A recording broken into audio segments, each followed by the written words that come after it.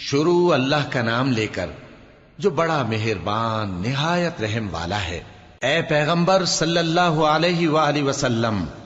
جب منافق لوگ تمہارے پاس آتے ہیں تو ازراہ نفاق کہتے ہیں کہ ہم اقرار کرتے ہیں کہ آپ بے شک اللہ کے پیغمبر ہیں، اور اللہ جانتا ہے کہ در حقیقت تم اس کے پیغمبر ہو، اور اللہ ظاہر کیے دیتا ہے کہ منافق یقیناً جھوٹے ہیں۔ انہوں نے اپنی قسموں کو ڈھال بنا رکھا ہے اور ان کے ذریعے سے لوگوں کو اللہ کی راہ سے روک رہے ہیں۔ کچھ شک نہیں کہ جو کام یہ کرتے ہیں برے ہیں، یہ اس لیے کہ یہ پہلے تو ایمان لائے پھر کافر ہو گئے، تو ان کے دلوں پر مہر لگا دی گئی، سو اب یہ سمجھتے ہی نہیں۔ اور جب تم ان کے تناسب اعضاء کو دیکھتے ہو تو ان کے جسم تمہیں کیا ہی اچھے معلوم ہوتے ہیں، اور جب یہ گفتگو کرتے ہیں تو تم ان کی تقریر کو توجہ سے سنتے ہو، گویا لکڑیاں ہیں جو دیواروں سے لگائی گئی ہیں، بزدل ایسے کہ ہر زور کی آواز کو سمجھیں کہ ان پر بلا آئی۔ یہ تمہارے دشمن ہی ہیں، سو ان سے محتاط رہنا، اللہ ان کو ہلاک کرے، یہ کہاں بہکے پھرتے ہیں۔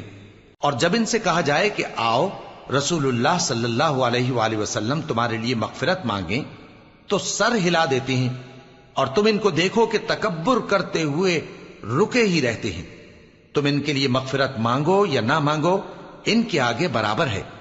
اللہ ان کو ہرگز نہ بخشے گا، بے شک اللہ نافرمان لوگوں کو ہدایت نہیں دیا کرتا۔ یہی ہیں جو کہتے ہیں کہ جو لوگ رسول اللہ صلی اللہ علیہ وآلہ وسلم کے پاس ہیں ان پر کچھ خرچ نہ کرو یہاں تک کہ وہ خود بخود بھاگ جائیں، حالانکہ آسمانوں اور زمین کے خزانے اللہ ہی کے ہیں، لیکن منافق نہیں سمجھتے۔ کہتے ہیں کہ اگر ہم لوٹ کر مدینے پہنچے تو عزت والے ذلیل لوگوں کو وہاں سے نکال باہر کریں گے، حالانکہ عزت اللہ کی ہے اور اس کے رسول صلی اللہ علیہ وآلہ وسلم کی اور مومنوں کی، لیکن منافق نہیں جانتے۔ مومنوں، تمہارا مال اور اولاد تم کو اللہ کی یاد سے غافل نہ کر دے، اور جو ایسا کرے گا تو وہ لوگ خسارہ پانے والے ہیں۔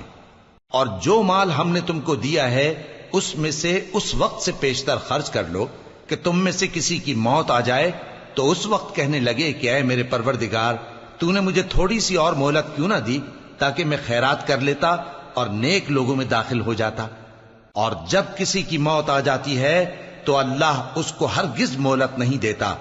اور جو کچھ تم کرتے ہو اللہ اس سے خبردار ہے۔